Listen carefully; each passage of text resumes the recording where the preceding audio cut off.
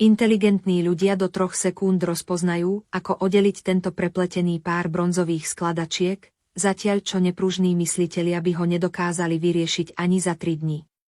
Toto je starodávna detská vývojová skladačka.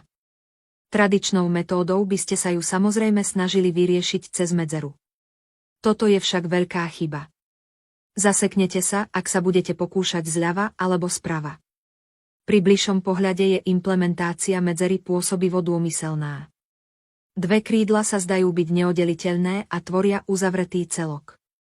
Inteligentnejšie dieťa ju zdvihne cez medzeru a potom potiahne za oba konce. Hoci sa výsledok zdá logický, je sklamaním. Gule na konci tomu bránia, takže sú neoddeliteľné. Ak sa nedajú oslobodiť, ako sa to dá vyriešiť? Tento spôsob myslenia dokážeme zmeniť.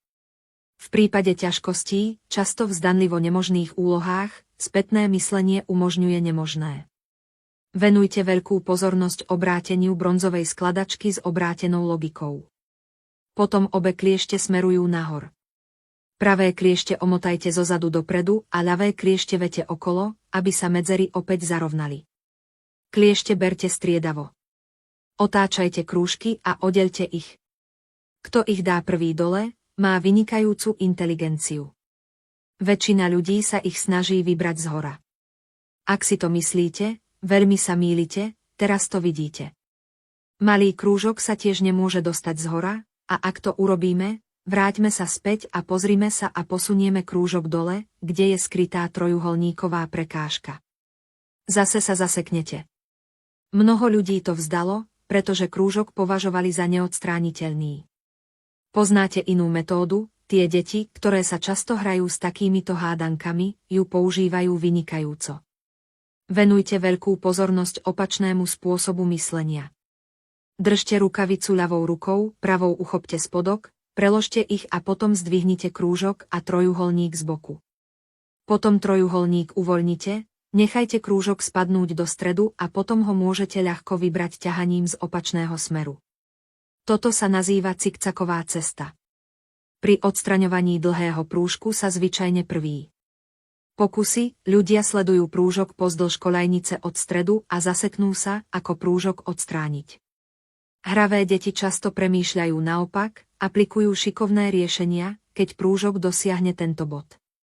Choďte naopak priamo na vrchol, potom choďte dole stredom slúčky, aby ste ho mohli úspešne odstrániť. Toto je štvrť otáčky, trik spočíva v odstránení krúžku z kancelárie.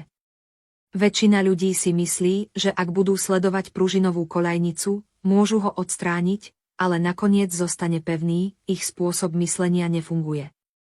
Určte cestu von, iná perspektíva otvára nové možnosti. Najprv obrátene, premýšľajte, privete letokruhy do východiskového bodu, vytvorte nezvyčajnú trasu, najprv vete ľavú stranu letokruhu do stredu pružinovej koľajnice, potom okolo strednej tyče pohybujte pozdĺž koľajnice a ak sa zaseknete, otočte informácie.